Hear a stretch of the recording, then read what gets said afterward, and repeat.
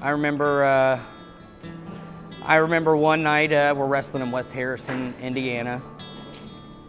Roger's got this gimmick going on where he's wearing a wig because somebody shaved his hair.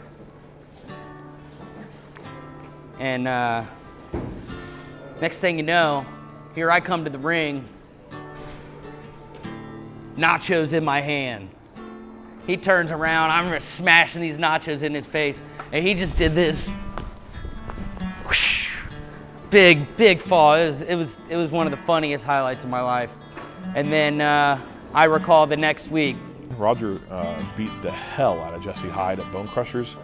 Yeah, I made it to the parking lot, where then I found out that smashing nachos in one person's face has its repercussions.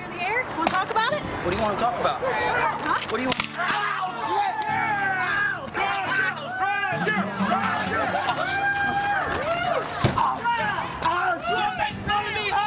You want to make fun of me?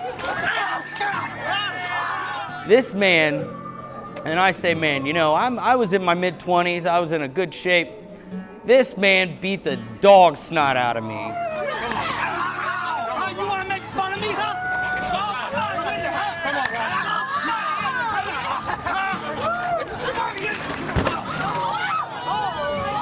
That was probably a day of reflection.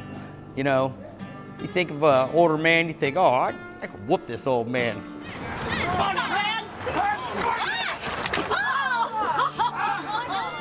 No, that day on, there's a little bit of fear in my eyes on Roger Ruffin's behalf.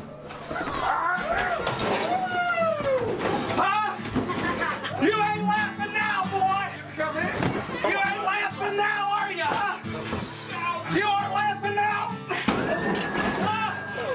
That's the last time you'll ever laugh at me, huh? Come on, Raj. It's the last time! Huh? Get him, Rod, get him! Remember one thing, boy. Remember one thing. You'll never laugh at me again. Pack your bags and head home, boy. Head home. You know, we all brag about the Peel's Palace and what the great days they were there, but you got to realize, I mean, we were there. I can't even tell you how many years we were there. We were there 5 or 6 years, something to that effect. But we have been in Fairfield, Ohio for a long time. I believe it's 8, 9 years, something like that. We've ran over 100 shows there. And for an independent wrestling promotion to do that, that is quite a feat. And we continue to draw great crowds there. So Fairfield's one of my favorite places to go.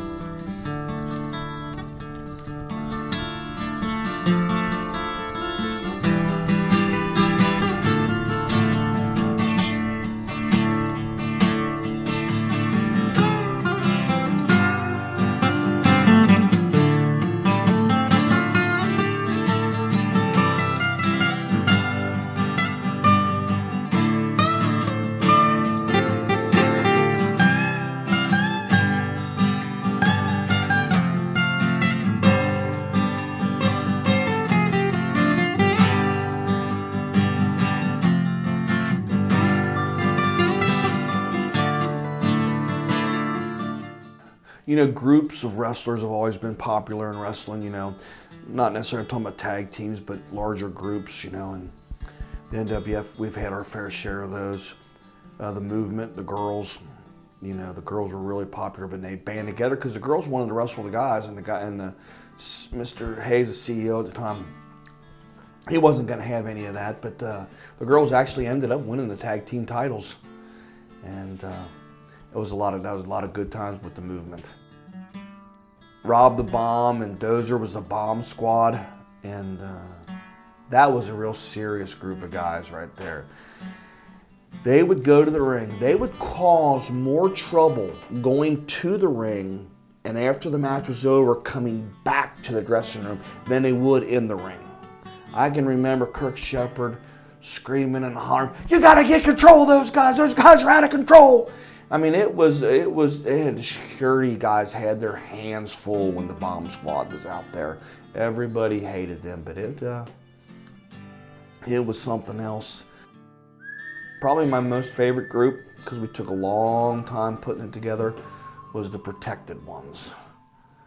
The whole big mystery was who was in charge of the Protected Ones, because for months after months after months, Ryan and Chad talked about the man. The man is coming. The man said this, the man said that, and nobody knew who the man was, and we toyed with all kinds of different ideas, and even coming up to the last couple of weeks, we weren't 100% sure who it was going to be, and I think we threw them a pretty good curveball. I don't think they saw it coming. Just in case you want to know, I'm the man. The Protected Ones. Wow, that Protected Ones was pretty awesome. Yeah, it was every guy that turned on Jay Donaldson.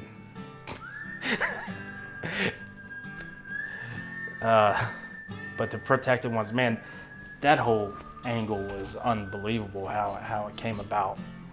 And then revealing Roger as the leader was just, wow. Man, that was crazy. I still remember it. It was just crazy. My time being the champion, it was a great moment for me. Special time in my life. To me, for me to be the champion, it just goes back to me saying how it just it was just Roger kind of like just picking me and being the guy, and him just knowing I could take the ball and run with it, and you know, I did for a long time, yeah, just it was a special time in my life, and So Ryan was the champion. Nobody could beat him. He'd beaten every single person. I was the CEO, and I kept putting all these challengers in front of him. No one could beat him. He cheated his way out of every single thing. And eventually it got to the point where there's really nobody left for him to wrestle. What are we going to do with Ryan Stone? And he was very kind in behind the scenes and suggesting that maybe I should have a spot in the ring doing something with him. one of the funnest times I had in the Northern Wrestling Federation was having him match and beating up Kirk Sheeper. That was so fun for me. And actually, it was a really good match. We actually had a really good match. But that was one of the most, I had so much fun just getting my hands on Kirk Sheeper. I know a lot of guys, whether you want to admit it or not, would love to get their hands on Kirk Sheeper. But I got the chance to, and it was great. So when we hooked it up in Fairfield for that show, that match, I think it went 27 minutes or something ridiculous. He hit me with all kinds of weapons. We built all these different little spots and stories around hooks and Star Wars mat, and I took chair shots for the first time, vicious chair shots for the first and last time in my career, and that was probably my favorite moment, was just getting a chance to work with a guy who, controversial as he is, was really one of the best in-ring performers the NWF ever saw. I've never ever met anyone else in the entire world that has a passion for anything the way he does for wrestling. He, lives and breathes for it, and I don't know, I think if anyone in the world would follow their dreams the way he did, that people would be so much happier. He doesn't own a wrestling federation to be a superstar, and he definitely doesn't own a wrestling federation to bring money in. There's no money here. He does it because he loves it, and he loves sharing his knowledge with others. I had a lot different of a raising than a lot of my friends. A lot of my friends would go to school and come home and have the family dinner at the dining room table and, you know, sit down and do their homework, maybe watch some TV with their parents, maybe even get a story read to them before bed, you know, the typical family stuff. It was a lot different with me and my dad, you know. He made a commitment, and since he made a commitment, you know, our family made a commitment. So, you know, in the morning we would get up and he would get me ready for school, and I would go to school and he would go to work, and, you know, we would come home, and 3 nights a week there was training. So 3 nights a week I knew I was going to be at a wrestling school. Then the other 2 nights, you know, typically it was promoting. So the 5 weeks, you know, the 5 days during the week, it was wrestling, it was dedication. I mean, there wasn't, and then, you know, the weekends, a lot of people spend time with their extended family, or the holidays. You know, there's always a show on the weekends. There's a lot of holidays, we do, you know, holiday themed shows. So, you know, it was a lot of time away from, you know, our family and, you know, doing the typical family thing. But the most important part about it was we were always together. Like, you know, he might have been, you know, he's like the most dedicated person I've ever met in my life. He works a full-time job. He raised me. He owns a company, and he did it all by himself. I mean, and, you know, I was there through it all. And if he was going to training, I was going to training. And, you know, a lot of weekends he would, you know, there would be people who would hire him or want to use his ring, and we would do fair shows on Fridays. So, you know what, sometimes we promoted 2 nights a week, went to training 3 nights, did a fair show on Friday night, and did our own show on Saturday. I mean, and then sometimes we were in Walton, Kentucky on Sunday. I mean, sometimes it's like, I mean, it's an every night thing, and it's what you have to do to succeed, and it's what he wanted to do because it was his passion, and I mean, it's what makes him happy.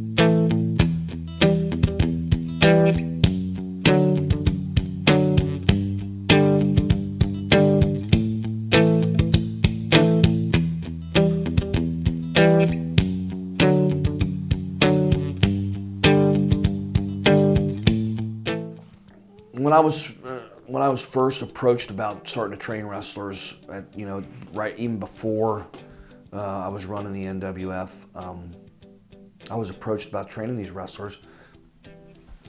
I didn't really have strong feelings on whether I really wanted to do it or whether I didn't want to do it. But I went down there and I saw what was going on, and not that I was 100% sure whether I could do it better, but I knew what was happening wasn't really the best. And I always, especially in my younger days, I was always had strong feelings about things being done right and the respect of the business. And I knew that if what was going on at Bone Crushers continued, they were going to be producing people that were not going to be respecting the business and were not going to be given, you know, a good showing. So I started, and I didn't know if I even knew how to train guys. You know, I just never did it. I never was trained, you know, the right way as far as physically. I had to learn, you know, on-job training.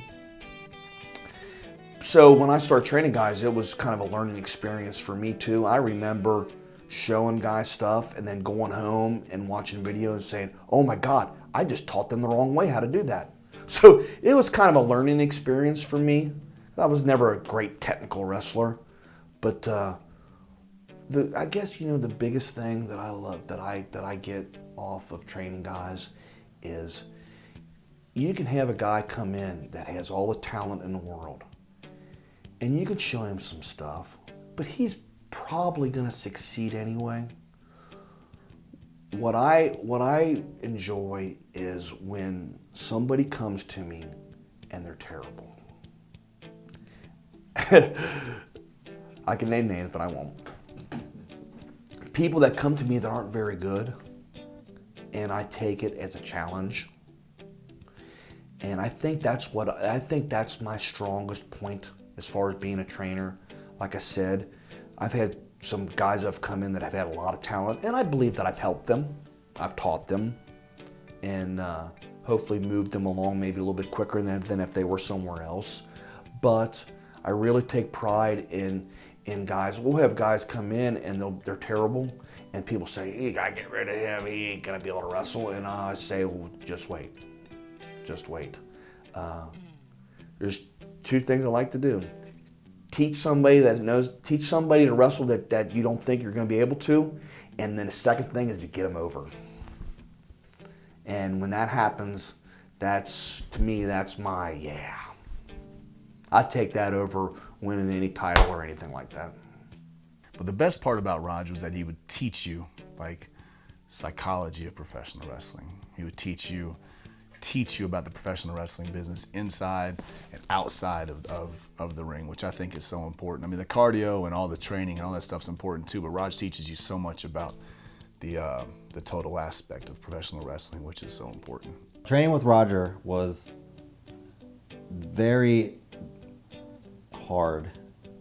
When I started training, I had backyard wrestled for who knows how many years, and then so I went in there thinking I had a good idea of what was going on, and then once Roger got a hold of me, really taught me so much about wrestling that you just don't know until you're actually in the ring. Roger had such a unique knowledge of the wrestling business. He's a master of the psychology, and each time in training, even if we're working on things we've done before, there was another nuance. There was something interesting new to pick up. And that's where he would really excel as a trainer, picking up in the little tidbits that can make things a little bit better, even if it is a drill you've done hundreds or even thousands of times before. I remember the first training where he just sat you down and he was basically telling you, you're not going to learn all these flips, you're not going to learn these ridiculous moves, you're not going to learn all of this right away. You're going to learn from the ground and you're going to build on that. You've got to have a foundation just like any sport. I love Bone Crushers. That's my favorite place to go is Bone Crushers. It's not a palace, it's not pretty, but I always felt that there's two reasons why I like places like that. Number one, wrestling's not supposed to be easy. It's not supposed to be soft and cushy. And number two, it's the only place that I can afford. The passion he has for this sport, he poured it into us. But he also showed us the craft of professional wrestling. Because I believe, honestly, it's a craft. This is your stage. We've had a very good success rate. I feel at Bone Crusher we've had a lot of guys that have gone on to make a really good living at this great sport of professional wrestling. Coming through Bone Crushers, we had Jillian Hall, lady wrestler who went on and stayed in the WWE for a long time. She had a really good career. We also were fortunate enough to have Wildcat Chris Harris come through Bone Crushers. He went on to have a great career in TNA wrestling and wrestled all over the place. Samson, who recently was at Bone Crushers and now is doing real well in Puerto Rico. That territory had gone really down the tubes there for a while, and it's really resurrected, and he's there to be enjoying that right now. The success rate just goes on and on. Prince Justice, who came through Bone Crushers, who I can honestly sit here and say is the most talented person in professional wrestling today, absolutely hands down. He's gone on and just has traveled the world over. He's a big superstar in TNA wrestling. And then we got Chad Allegra, who's a current star in New Japan Pro Wrestling. And I said how Prince Justice, in my terms, is the most talented guy in wrestling. Well, in my feelings, Chad Allegra is the best wrestler today, hands down. He's really paid his dues. He went through the New Japan Dojo, which, if anybody knows anything about that, is not an easy task. He's slept on the floor for years and years with only a pillow and a sheet. He really paid his dues, and he's setting the world on fire. And I don't think you have only yet to see what he's going to do.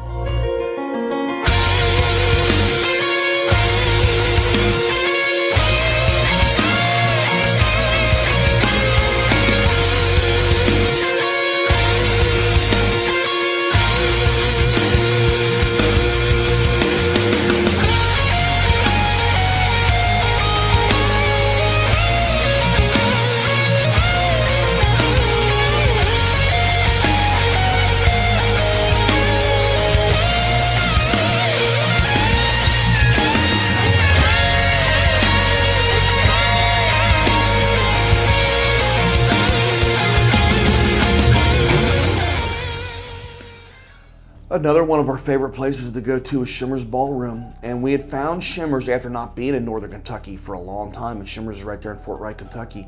And it was like, oh, good, here's our chance to get back into Northern Kentucky again. And they gave us a great opportunity there. The owners there were just wonderful people, and they treated us so good there. Shimmers, for me, was the spot because it just brought back the feel of the Pills Palace days for me, and that was one of my favorite places to go was Shimmers. Probably the most memorable, now that I think about it, was Virus's debut, when the building was literally surging with people, and you could just feel the atmosphere. And when the lights went out for the match to start, for Virus to make his entrance, and the people just stood up and just let off this roar that they have been waiting months for this character to come through the curtain that they had yet to see. I came up, well, me and a guy came up with the idea of Virus, and because we had toyed with the idea before, early on, but I'm not much of a computer geek, and the whole thing originally was a computer, not geek, but a computer type gimmick, I guess you could say. And we threw the makeup on it and threw the mist on it, and then it became a big production. You know, it's great because we got a big production of it as far as going to the ring with the lights off and the green lights and the fog and stuff. You know, we were big time then, and that entrance would just get over like gangbusters. But when the entrance was over, he had to deliver, and he delivered. He always delivered for us. You could, even though the lights were off, you could still see the silhouettes of people, and like it put my hair just like stood straight up.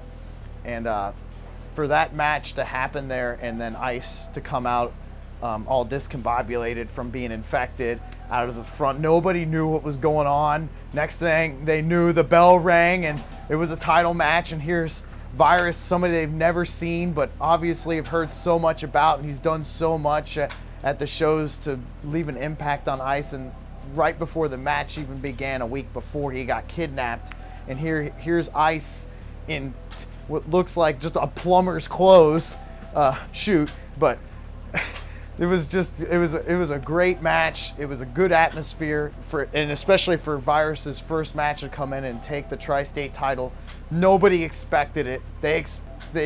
Nobody knew what to think. The place was packed, and it was just amazing from start to finish. And that's never good. Oh, wait a minute! Just a green mist, just a spew right in his face. Are you kidding me? Are you kidding me? Fort Wright, Kentucky. It was a huge snowstorm.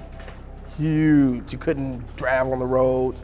Advisories on the news, stay inside. If you don't have to absolutely go out, don't. And we had a show that day, and everybody's still waiting around, pacing and panicking. Roger, what we gonna do? And Roger put his hands up, trust me. And you know, you're looking at it from a promoter standpoint. I've already dumped all kinds of money into this show. And I got all these people telling me, cancel it, cancel it. No one wants to go out in this snow. Well, you know, okay, if I cancel it, I lose this much money. If I don't cancel it, maybe some people will come out and I'll get some of that money back. And I think we had 11 inches of snow that day. And we're waiting around, Roger, about time to open the doors. And when he opened the doors, and it was just a crowd of people.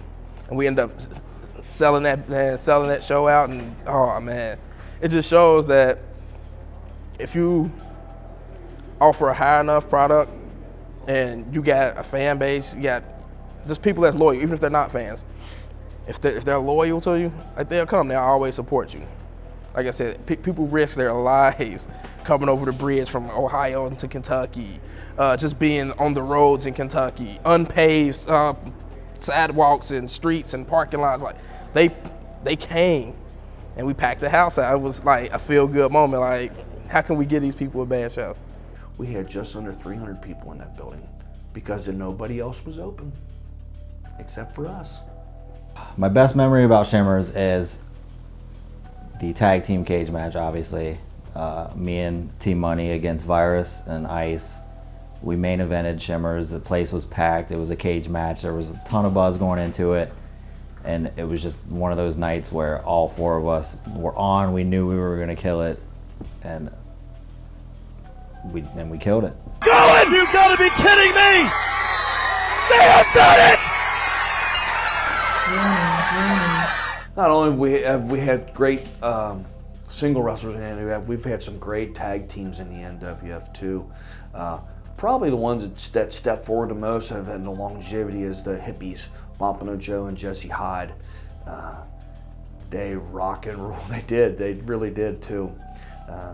They were I called them my Hamilton boys, Hamilton Fairfield area. And if I needed a big house in Fairfield, I went to those guys, and they always drew me great crowds in Fairfield. And you know, people followed them everywhere. People would wear the tie-dye shirts and the bandanas and stuff because they loved the Hippies, and they've been around for a long time, longevity, and they got it done.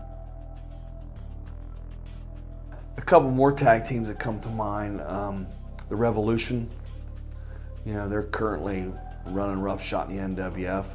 We've had a lot of fun doing videos with them, interviews with them, and our production team's done a great job editing the videos with them. It's been a lot of fun. They kind of take things overboard a little bit, but that's all right. We'll deal with that.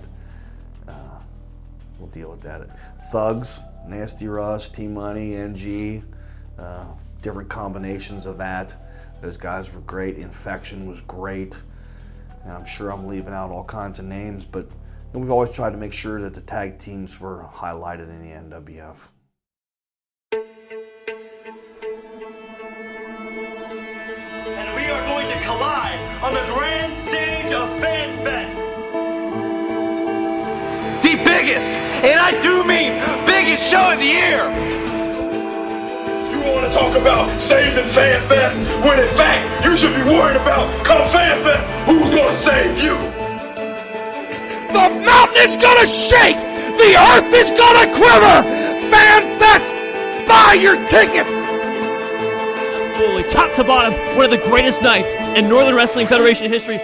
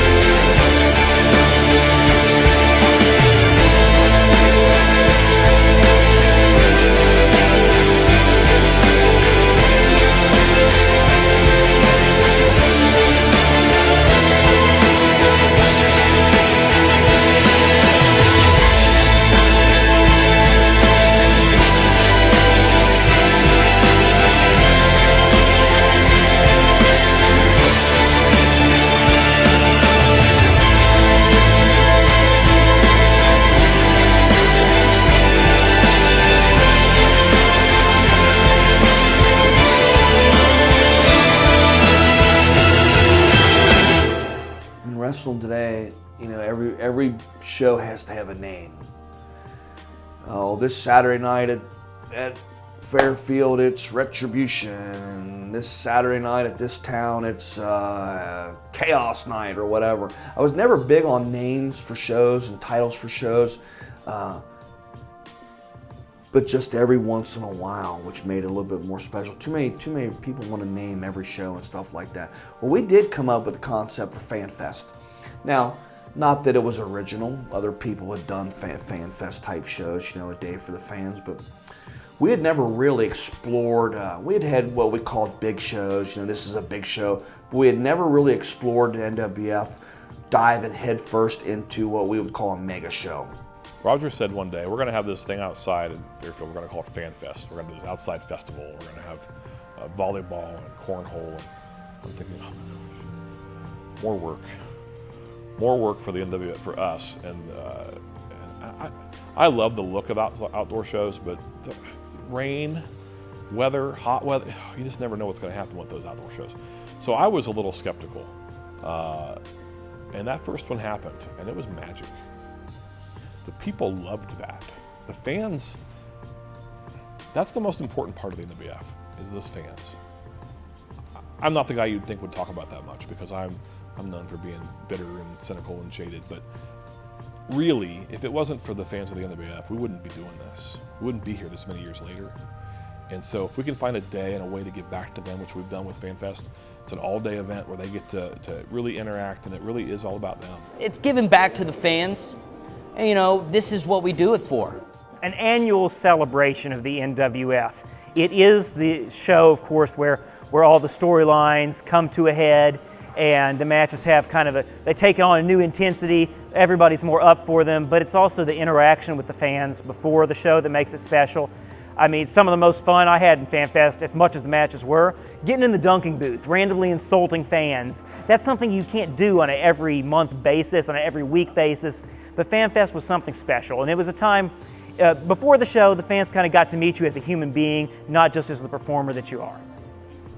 Like, the fans come out and support us through rain, sleet, snow, hot as hell days, cold as hell days. And for FanFest is for them. For us to come out and be able to give them FanFest and give them games and give them a whole day with their favorite superstar, because whether we know it or not, there's some little kids that look up to us at the end of the day. They can watch TV, but they don't see these guys in person. They come here every weekend. They grow with us. We watch them grow up. So it's like family. FanFest means to me that I have to announce outside in 90-degree weather wearing a tie and a vest. I hate FanFest. It is the biggest show around, period. I thought maybe it was, we were going to give it a trial run and see how it worked, being an outside event, and we've been very blessed with no rain for the outside event. Everything goes off with a hitch every year. When we first came up with that concept, we didn't know if we could pull it off because of the manpower. It takes a lot of people, a lot of effort and a lot of time to pull off something like that. And we're on, we just had FanFest 7. Every single one of them has been successful. We haven't been rained out yet. Along with all the hard work that's put into FanFest, it's our big mega show of the year, and the wrestlers really treat it like that. There's no holds barred, even if there is holds barred, there's no holds barred when it comes to FanFest. I know all the guys order new gear, get new tights, new robes, new everything because they want to look good for FanFest, and not only into the day for the fans, but the wrestlers, they really hype it up for that one. That's the one they look forward to all year long. We've had such classic matchups. We've had some fun, just hilarious things that have happened at FanFest, and just brutal matches. Ryan Stone and Mikey Nichols had a cage match there one night, and Mikey Nichols must have lost a gallon of blood that night. It was a rough match, and Ryan Stone fell off the top of the cage through a table. And I don't know how much I can talk about Jay Donaldson. He gives 110% every FanFest. That guy's been dropped on his head 8,342 times. That guy ate dog food. I remember the night before with Matt going around buying dog food and getting beef and gravy, because I was like, beef and gravy, this won't be that bad. And it didn't taste like beef, and it definitely didn't taste like gravy. And I remember sitting there and I remember going there and I'm like, I gotta eat some of this. And so I remember trying to put my head into the dog bowl and I couldn't get my head quite into the dog food, or the dog bowl, so I could only get a couple bites. And I remember I got a couple bites and I remember just like, what am I doing? This tastes so bad. And I'm like, you know what, I just gotta tip this bad boy up. And I remember tipping it up and that gravy just going straight down my throat. And I remember just wanting to puke right then, and I like caught it with my teeth. And I knew there was other guys wrestling behind after me, because I was trying not to puke into the ring. But I remember rolling out of the ring, getting out of there and stuff, and I thought it was good, but about 3 or 4 days later after that, and for about a week after eating that dog food, I surely didn't poop right.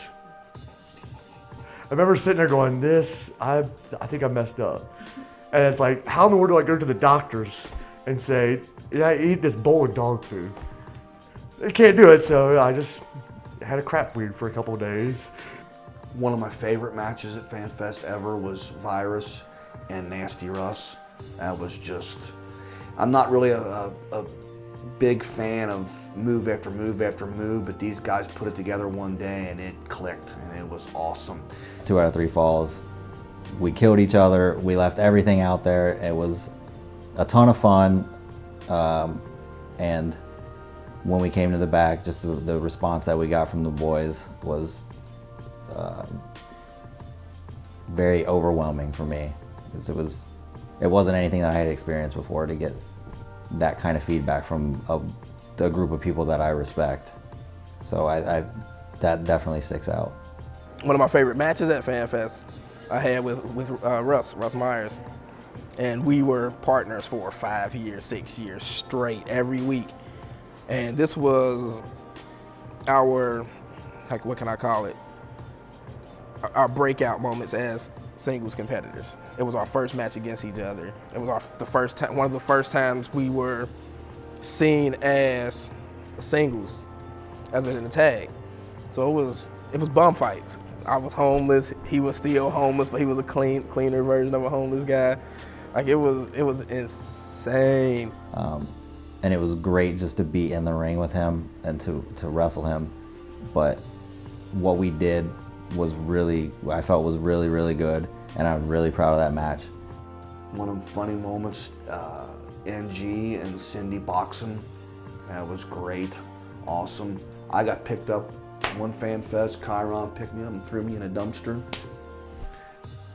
Samson, Wildcat Chris Harris had an awesome match at FanFest. 4 ladder matches I think I was in, 4 in a row. And I mean, that's you got FanFest, you got the cage, you got the ladder, you got the 4-way, and those are the 3 matches that have been pretty much become, the stable of FanFest, and having the opportunity to be in, those matches before it's incredible. The ladder matches. You get in the ring with it, cage match is dangerous. You get in there with a ladder match and there's 5 or 6 ladders and 5 or 6 guys, and they all got 5 or 6 different ideas they're coming at you. I mean, it's been some dangerous, wild things that happened at FanFest, but you know what? We'll be back again and do it again. Now being the NWF champion, I always, always in the mindset of you want to be the head guy of the company and stuff, and going into the company with my best, and be with my best friends at the start of it, seeing Chad do his title run and how great a champion he was, and seeing Ryan, the legacy and stuff that he had with his belt, it was like, I could do that too. And I always felt like I was put in the position of go out there and have the best show of the night. But I wasn't the guy to be the main guy. That, Chad and Ryan were that guy, and that I wasn't that guy. And it was like, I might have taken it just personal and stuff like that, but I wanted to prove that, give me the chance, and I can be the main guy, and I can be that head, the head of the NWF. And so I really, when I get the chance to be the title run, I've wanted it to be special, and I've wanted to make other guys and build other guys up and stuff, and take great pride in that NWF title because of the guys that's been champion before me. And to see the title runs Rob had, and Ryan had, and Chad had, and Justice had, and Kat had, it's just like, that belt means something, and that has such value to it. And it's like, belt is a belt, but the NWF title has that meaning to it. I'm naming it, see those WWE lights, those NWF lights are great.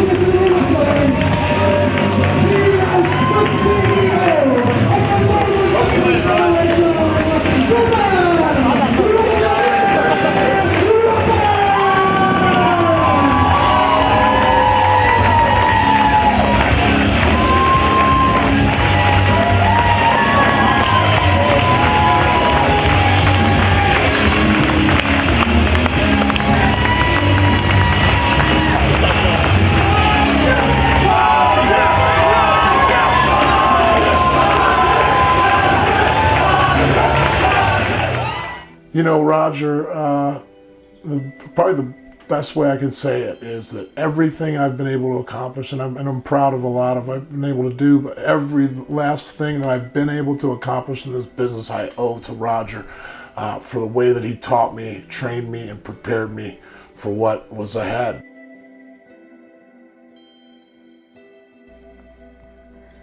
"30 years in the business, you know, that's amazing.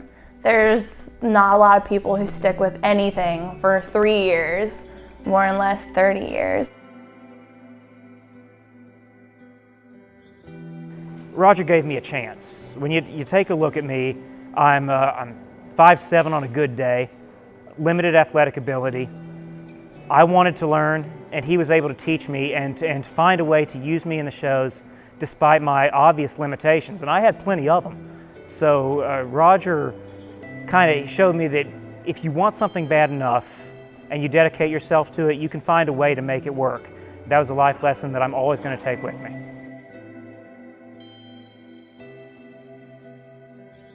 I respect the fact that he puts everything in that truck, drives to whatever wrestling show we're at, and he helps put that ring together. Then he makes sure that we all have a place to wrestle on Saturday nights. And I think a lot of people take that for granted, and it's something to look up to, you know.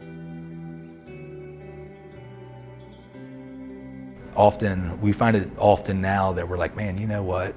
Roger has taught us so much that we can use just not in the ring and not around the crowd, but in everyday life. And you're just like, yeah, you know what? I'm just thinking that too, you know. It's just everything he taught us, we can relate it from wrestling to real life. I mean, he made us passionate. The two people I would say in my life that has influenced me the most and I've had the most respect for, one would be my dad, and then two would be Roger, and that would be the biggest compliment I could give anybody. He did it with integrity and respect, and that's what Mr. Hayes is all about, is integrity and respect. And I think that he did that with class, dignity, and respect. And Roger, thank you for giving me the opportunity to be a part of the Northern Wrestling Federation. Thank you for helping the MWA, Mountain Wrestling Association, and most importantly, I thank Roger Ruffen for being a friend.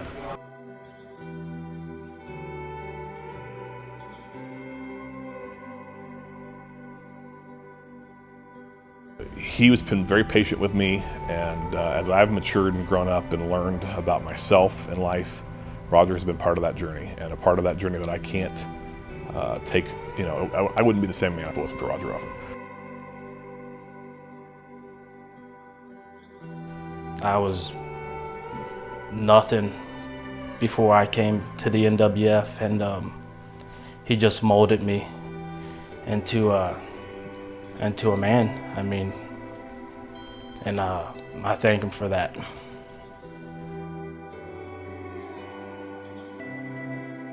The guy literally, you know, night after night, whether when we was tagging or whether we was wrestling against each other, he was there and he took care of me every night because he was such a professional.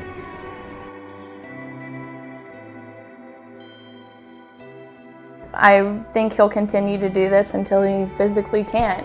I think that his last days will be in a ring, and I don't think he'll stop. I don't think if someone tells him, you know, you're getting too old and you should stop doing this, he's not going to listen to him, just like he didn't listen to people who said, you know, wrestling, you're not going to make it in wrestling. Like, it doesn't matter. It's what he loves to do, and he's going to continue to do it.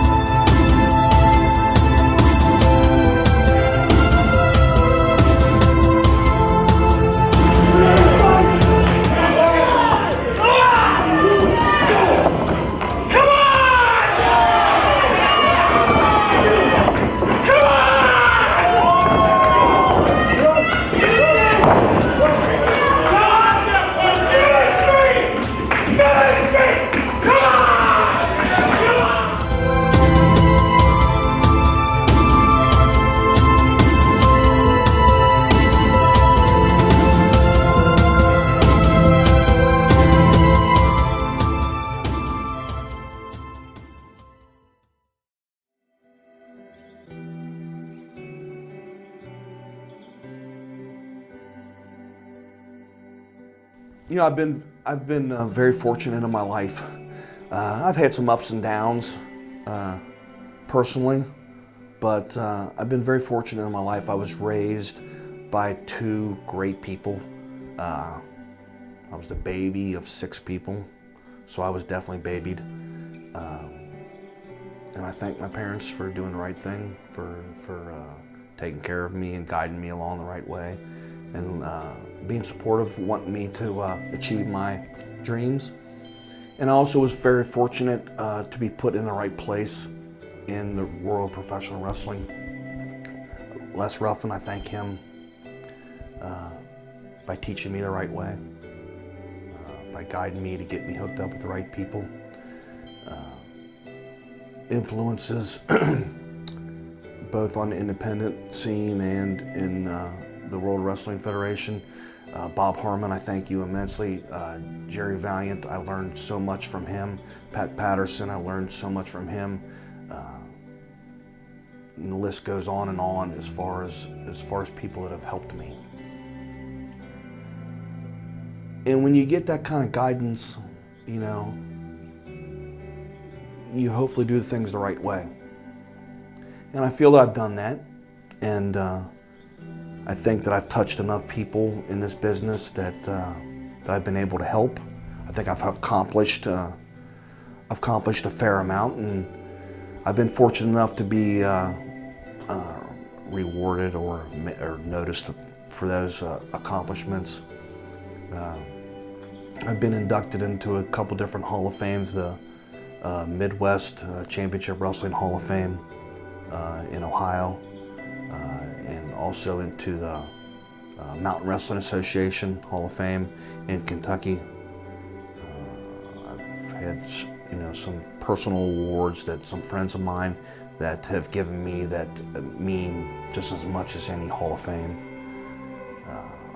In January, I'm going to be inducted into the War Wrestling Hall of Fame.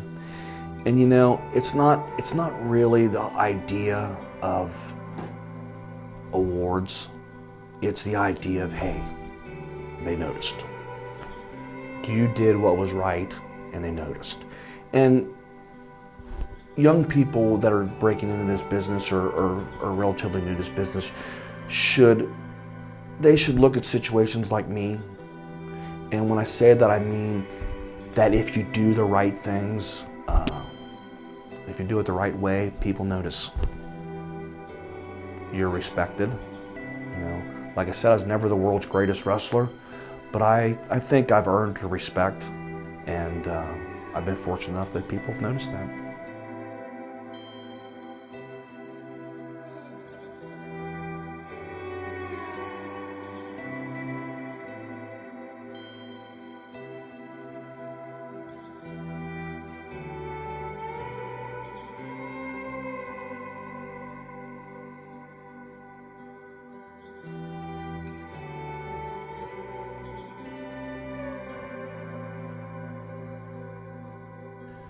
As far as the future goes for the NWF, I don't see nothing changing. I think we're just going to keep on rolling.